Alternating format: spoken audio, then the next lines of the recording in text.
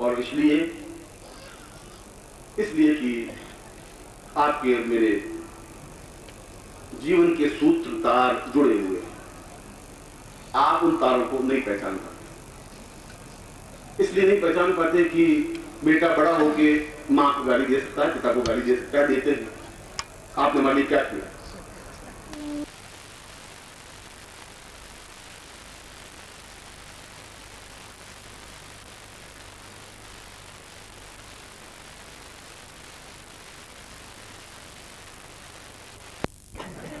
यह ज्ञान तो स्वतः प्राप्त हो ही जाता है, और आपने इसके अलावा उन बच्चों को कुछ सिखाया नहीं। और जो मैं आपको सिखाने जा रहा हूं, इसलिए आप ये कह सकते हैं कि गुरुजी मैं 3 साल से आपके साथ, आपने मेरे लिए क्या किया, ऐसा कह सकते हैं। और लड़के कह सकते हैं पिता को, तो आप भी कह सकते हैं। और अगर पिता गंभीर है तो उसको सुनना चाहिए, इसलिए कि उसके जीवन के जो भोग हैं उनको भोगे और भोगने पड़ते हैं। रामकृष्ण परमहंस जैसा परमहंस अंतिम क्षणों में कैंसर हो गया पूरे गले में, और पानी की बूंद गले में नहीं उतार सकते थे। और विवेकानंद ने पूछा कि ये बहुत आश्चर्य की बात है कि मेरी आंखों के सामने 50 कैंसर के मरीजों को आपने ठीक किया है, और आप खुद गले के कैंसर से पीड़ित हैं। उसने कहा कि तुम इस बात को नहीं समझते, तुम्हारी कुंडलिनी को मैंने जागृत किया नहीं है, तुम्हारे 3 चक्र जागृत किए हैं, जिसमें तुम 7 चक्र जागृत हो जाते तो इन शब्दों को, इन चिंतनों को आप समझ सकते हैं। और विवेकानंद के 3 चक्र से 4थे चक्र जागृत हुए ही नहीं। इसलिए जागृत हुए नहीं कि रामकृष्ण परमहंस कर ही नहीं सके, किए नहीं। और जब तक अंदर के चक्र जागृत नहीं होंगे तब तक अपने जीवन के स्वरूप को भी नहीं समझ सकते, और नहीं समझ सकते इसलिए दूसरों के सूत्रों को नहीं समझा सकते। आपके जीवन के भोग, जो दुख, जो परेशानियां, जो रोग, जो कष्ट, जो पीड़ाएं, जो बाधाएं, जो अड़चने हैं, वो आपके जीवन की पूंजी है, और आपके खुद के द्वारा पैदा की हुई पूंजी है, गुरु के द्वारा दी हुई पूंजी नहीं है। क्योंकि आपने बहुत ज्यादा भोग भोगे होंगे, उसका रिएक्शन आपको मिल रहा है।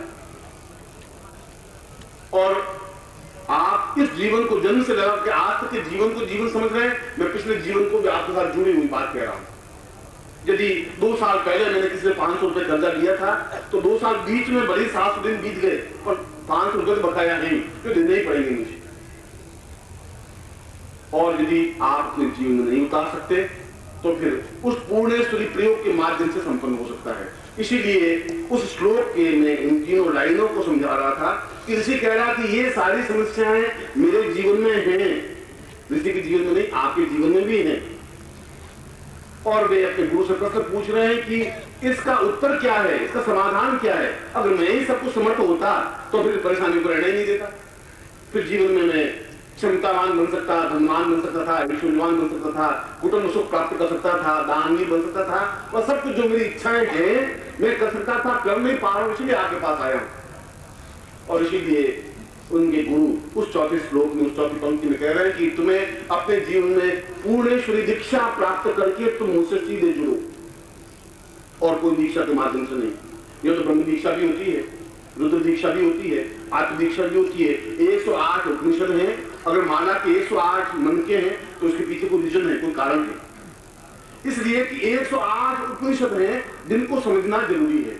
हमारे शरीर के 108 द्वार हैं जिनकी जागृति कुंडलिनी जागरण के माध्यम से संभव है। और पूर्णेश्वरी साधना का, पूर्णेश्वरी सूत्र का और पूर्णेश्वरी दीक्षा का तात्पर्य 108 दीक्षाएं हैं। दीक्षा का तात्पर्य है एक संबंध बनना, एक दूसरे से जुड़ना। यदि किसी के साथ सगाई हो जाए, किसी लड़की के साथ सगाई 3 साल रह सकती है, 5 साल भी सगाई रह सकती है, मगर पत्नी तो नहीं बन सकती है। आप ये कह सकते हैं कि एंगेजमेंट तो हुआ है मगर अभी मैरिज नहीं हुई। और उस शादी के लिए एक विधान, शास्त्रीय विधान कि अग्नि की साक्षी होनी चाहिए, गुरु होना चाहिए, आचार्य होना चाहिए, फिर उसके फेरे खाने चाहिए, फिर समाज और आप स्वयं इस बात को साक्षी बोल जाएंगी अब मेरी ये पत्नी। ये होठों से वो 3 साल तक जब सगाई हो तो कहेंगे कि तुम्हारी सगाई हो गई, कि हाँ। तुम्हारा पति कौन है? किशन लाल जी है। किशन पति कहां से हुए होंगे? नहीं, मगर कहती वो यही है कि सर जो फलाने वो रहते हैं घाटों में वो मेरे पति हैं, और तो मुझे तुम्हारी सगाई हो गई लड़की बड़ी सुंदर है, ऐसा ऐसा है, वहां रहती। ठीक उसी प्रकार आप मुझे गुरु कह रहे हैं, मैं आपको शिष्य कह रहा हूं, सगाई हुई है। और मैं चाहता हूं कि कल आपकी मेरी शादी हो जाए।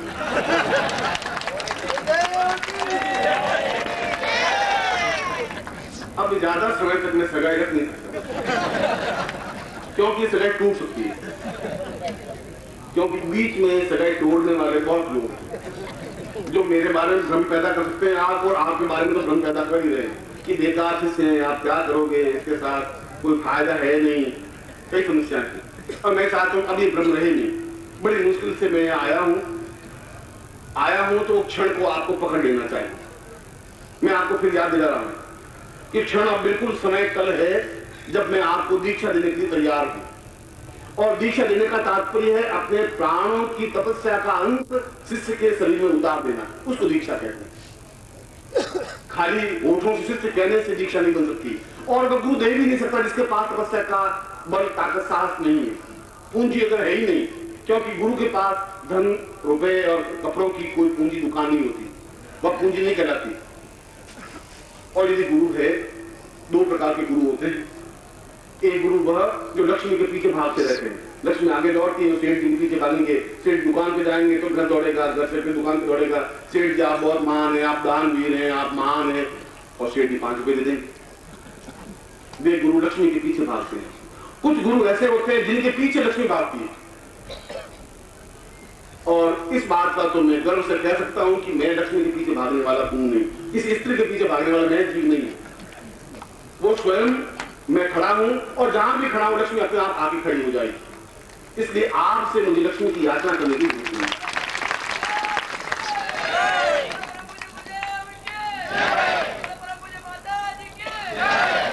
और इसीलिए मैं कहता हूं कि आपसे मुझे कुछ दक्षिणा लेने की आवश्यकता नहीं, आपसे किसी प्रकार की याचना करने की मेरी प्रवृत्ति नहीं है। मैंने अपनी जिंदगी में भी किसी से कोई याचना की नहीं, क्योंकि अगर मेरे पास साधना है और मैं आपको साधनाएं सिखाऊं, लक्ष्मी के प्रयोग सिखाऊं और लक्ष्मी की आहुतियां दिलाऊं, लक्ष्मी का आबद्ध करूं, मैं घर में लक्ष्मी हो ही नहीं, तो फिर मैं गुरु हूं ही क्या। पहले मैं अपने खुद प्रैक्टिकल रूप में आपको समझा सकूंगी कि ऐश्वर्यवान गुरु भी हो सकते हैं। ऐश्वर्यवान बनना कोई पाप नहीं है, कोई दोष नहीं है, कोई छल नहीं है, कोई झूठ नहीं है। कपट के साथ 2 पैसे लेना धूर्तता है। यदि आप मुझे 5 करोड़ रुपए दे दें, मुझे गुरु में लेने को कोई आपत्ति नहीं है, मगर मैं छल के साथ आपसे 2 पैसे लेना नहीं चाहूंगा। और यदि मैं आपको कुछ दे नहीं सकूं तो आपसे लेने की इच्छा रखूंगा भी नहीं, लूंगा भी नहीं। और कई बार मैं मना कर देता हूं शिष्यों को, मैं तुमसे नहीं लूंगा। कई बार ये होता है कि मैं शिष्य का भोजन नहीं करता हूं, रहता हूं 3 दिन, भोजन करता ही नहीं। क्यों? भोजन करने का मतलब है कि मुझे वापिस बहुत कुछ देना पड़ेगा, क्योंकि मैं अपने आप में मुझे बहुत अपने आप से परिचित हूं, मुझे मालूम है कि मैं क्या हूं, मुझे क्या करना है।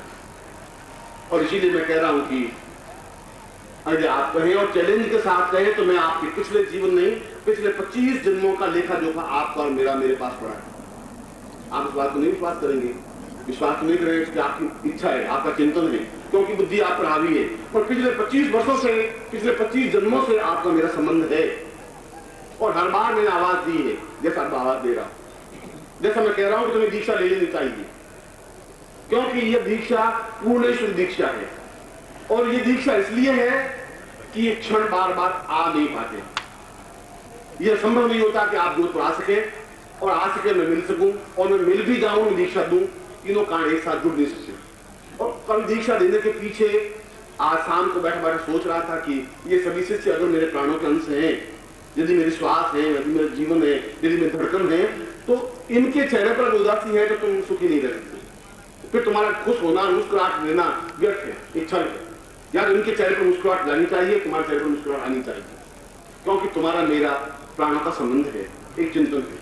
इसीलिए कल मैं सुबह ठीक 10:30 बजे आप में से जो भी चाहेंगे उनको अवश्य ही पूर्णेश्वरी दीक्षा दूंगा, और ये मेरा बहुत बड़ा उपहार आपके जीवन में होगा।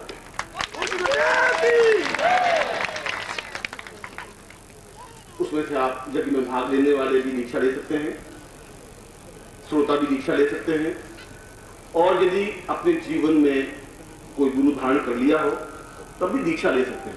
दीक्षा लेने से कोई गुरु नहीं बदल सकता। आप जिनको मानते हैं गुरु, उनको मानिए, उन गुरु को बदलने की जरूरत नहीं है। आप जिनके प्रति आपका लक्ष्य अभिष्ट है, उद्देश्य है, जो इष्ट है, आप उनको मान के रहिए। मैं ऐसा नहीं कह रहा हूं।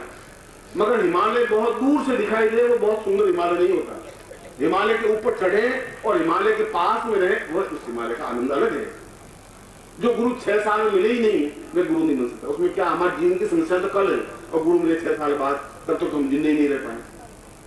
गुरु हो बिल्कुल आसपास जुड़े हुआ हो, जीवन से, प्राणों से, चिंतन से, विचारों से, धारणाओं से, ध्यान से। इसलिए शाम को बैठे बैठे न तो कोई आयोजकों की कोई चिंतन था, न उनका कोई आग्रह था, और न मैं आग्रह की परवाह करता हूं। जो चिंतन में मन विचार आता है वह लोगों को स्पष्ट कह देता हूं, यहां पर भी और भारतवर्ष के किसी कोने में भी। इसलिए मैंने चिंतन विचार यह किया कि यदि कल महत्वपूर्ण दिन है तो जैसा कि मैंने बताया 108 प्रकार की दीक्षाएं होती हैं। यदि आपने किसी से गुरु मंत्र ले लिया है तो लिया है, उसमें कोई दोष नहीं है। यदि आपने किसी गुरु माना है तो माना है। यदि आप किसी धर्म को मानते हैं तो मानते हैं। यदि आप किसी इष्ट को मानते हैं तो मानते हैं, मगर उसका दीक्षा से कोई संबंध नहीं है। दीक्षा का तात्पर्य कि मैं अपनी तपस्या, यदि मेरे पास पूंजी है तो उस तपस्या का अंश आपके शरीर में प्रविष्ट करूं जिससे आपके जीवन की न्यूनताएं दूर हो सके। इसलिए कल प्रातः काल 10:30 बजे, 10:30 बजे इसलिए कह रहा हूं कि मुंबई में मुझको आने जाने में कभी घंटा लगता है तो आपको 1.5-2 घंटे लग सकते हैं। बड़ा लंबा चौड़ा शहर है, इसलिए 10:30 बजे रखा है। और उसके बाद लक्ष्मी के जो प्रयोग बाकी हैं, मैंने कहा था कि वशिष्ठ प्रणीत लक्ष्मी प्रयोग, वह भी अपने आप में अद्वितीय प्रयोग है। आप एहसास करेंगे, अगर मैं गुरु हूं और मैं कहता हूं कि आप अगले 15-20 रोज, महीने भर में ही एहसास कर सकेंगे कि वास्तव में इन मंत्रों का एक गुणात्मक परिवर्तन जीवन में आया है भौतिक दृष्टि से, तो आप इस बात को एहसास कर सकेंगे कि आपके चेहरे पर, आपके होठों पर मेरा नाम अत्यंत मधुरता के साथ गुंजित होता है। नहीं तो आप कहेंगे बहुत धोखेबाज था, शरीर था, हुआ कुछ नहीं। ऐसा नहीं होता, मैं ऐसा करूंगा भी नहीं। मगर मैं जो कहूंगा वैसा उंगली पकड़ूंगा तो फिर मैं जहां कहूंगा वहां चलना पड़ेगा। फिर आप अपनी मर्जी से मुझे घसीट कर नहीं ले जा सकते, क्योंकि पगडंडी की रास्ता मुझे मालूम है। आप गुरु जी ऐसा नहीं, आप ऐसा करिए, ऐसा मैं नहीं कर सकता। मैं कह सकता हूं कि इस प्रकार की आपको आहुतियां लेनी, योर रूप में देनी है, तो कल आपको वशिष्ठ प्रणीत आहुतियां देनी है। तो मैं समझता हूं कि वह जीवन का एक आवश्यक अंग है, आपके जीवन का, आपके जीवन का मूल उद्देश्य है। लक्ष्मी समुद्र में पैदा हुई, समुद्र की बेटी, समुद्र के किनारे आप रहे और भिखारी रहे, बड़ा आश्चर्य की बात। उसके पीर में, लक्ष्मी के पीर में आप बैठे हुए हैं और भिखारी रहे, कमाल। ऐसा तो जिंदगी पहली बात सुना है। यहाँ तो दोनों हाथों से, हम तो लक्ष्मी के जोधपुर से आना पड़े 600 मील तब उस पीर में आ सके। आप बिल्कुल उसके पास में बैठे, कहीं कहीं कोई शरीर में गड़बड़ है, कहीं प्राणों में गड़बड़ है, कहीं चिंतन में गड़बड़ है, कोई धारणा में गड़बड़ है, और उसी गड़बड़ी को दूर करने के लिए कल मैं दीक्षा और उस प्रयोग को संपन्न करवाऊंगा। इसलिए कल उस प्रयोग को संपन्न करने के लिए आपके जीवन का एक महत्वपूर्ण टर्निंग पॉइंट है, क्षण है। जैसा मैंने बताया, क्षण पास में निकल जाए, आप नहीं पकड़ पाए, और कल भी क्षण है और आप नहीं पकड़ पाए। ट्रेन लेट हो सकती है, आपकी तबीयत ठीक नहीं हो सकती, बेटा कहेगा कि पिताजी कर्म फूटे, दिमाग खराब होगा, कहाँ भटक रहे हैं, क्यों बेकार दुकान पर बैठो तो 5 रुपए कमाओगे, कुछ डरा नहीं है। पत्नी कहेगी कि आप कहाँ चक्कर में फंस गए हो, गुरु जी के कई शत्रु आपकी जिंदगी में, कोई मैं अकेला ही नहीं हूं, मैं खींच रहा हूं, वो भी खींच रहे हैं, वो तो कसम है, संघर्ष है। वो 10-12 लोग तुम्हें खींच रहे, अपनी तरफ घसीट रहे, और तुम बीच में कॉकटेल बनी हुई, कभी गैर इधर कभी गैर इधर। ये 25 जनों का लेखा जोखा है तुम्हारा मेरा, और वे सफल हो रहे हैं, क्योंकि आपके शत्रु आपकी पत्नी बन सकती है, पति बन सकते हैं, बेटे बन सकते हैं, भाई बन सकते हैं, संबंधी, रिश्तेदार, वो बहुत है। मैं अकेला बेचारा हूं, फिर भी मुझे विश्वास है कि जीतूंगा मैं, और गारंटी के साथ जीतूंगा।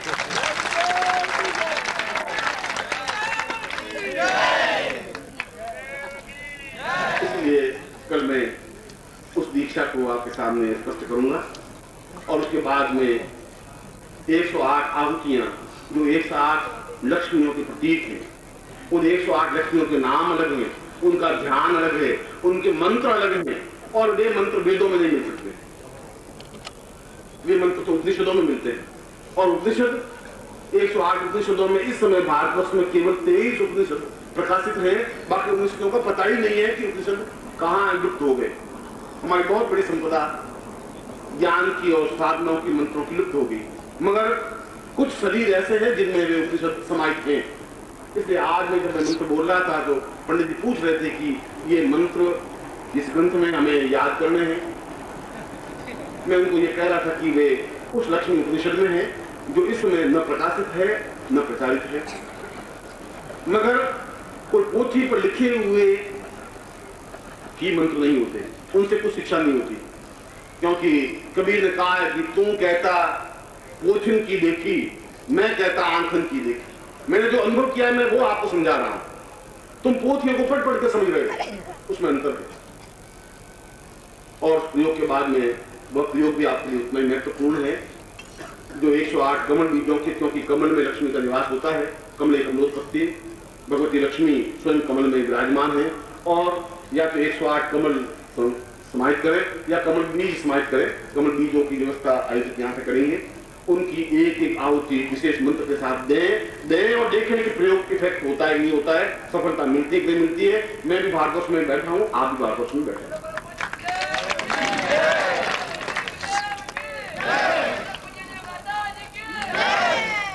और अभी मैं आपको आपको वापस घर जाना होगा। मैं तो कई बार आवाज दे चुका हूं और आपका शरीर किमाड़ उस प्राणों के ऊपर, शरीर के ऊपर, मन के ऊपर इतने मजबूती से जकड़े हुए हैं कि जंग लगा हुआ है। अब मैं छोड़े दे भी दूं, दरवाजे खुलेंगे नहीं, थोड़े हिलेंगे तो सही, मैं पूरी तरह से दरवाजे खुल नहीं पा रहे। कोशिश मैं बहुत कर रहा हूं, कोई कमी नहीं है। पिछले जिंदगी में बहुत कोशिश की थी, मगर अब दरवाजे आपने इतने मजबूती से पकड़ रखे कि अभी घंटे पर बाद सोचेंगे कि क्या चक्कर है, ये क्या है, क्या चक्कर है, क्यों आप फिर मजबूत कर देंगे, फिर मैं कल ही जाऊंगा। आप नहीं आएंगे तब भी, आप आएंगे तब। मैं अपना कर्तव्य धर्म निभाता रहूंगा, आप अपना धर्म निभाते रहना। दरवाजे खोलना मैं प्राण खुल जाए बहुत मुश्किल हो जाएगी, और मैं खोल के रहूंगा। यह तो अगर मैं गुरु हूं तो मेरा उद्देश्य, मेरा लक्ष्य आपसे जुड़ना है, आपके जीवन को पूर्णता देना। इसीलिए कल मैं पूर्णेश्वरी दीक्षा दूंगा, निर्मोही आपको समझा देगा पूर्णेश्वरी दीक्षा का प्रयोजन और किस तरीके से करना है। अब ये जो प्रयोग मैं आपको समझा रहा हूं वह प्रयोग मैं आपके लिए प्रयोग संपन्न करवा रहा हूं, और इसके माध्यम से अगर इसको आप धारण करते हैं, पहनते हैं, तो आप तो निश्चित रूप से रोग मुक्त रहेंगे ही। इसका मतलब ये नहीं जिंदगी में कोई रोग आएगा ही नहीं, रोग स्थायित्व नहीं प्राप्त कर सकेगा। अभी तो जब रोग आता है तो फिर जाता नहीं है। घुटनों में दर्द शुरू हुआ तो शुरू हुई। ओम परम तत्वाय नारायणाय गुरुभ्यो नमः।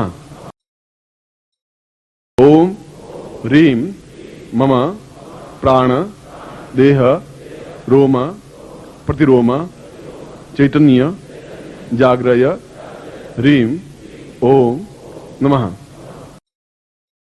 ओम भूर्भुवः स्वः तत्सवितुर्वरेण्यं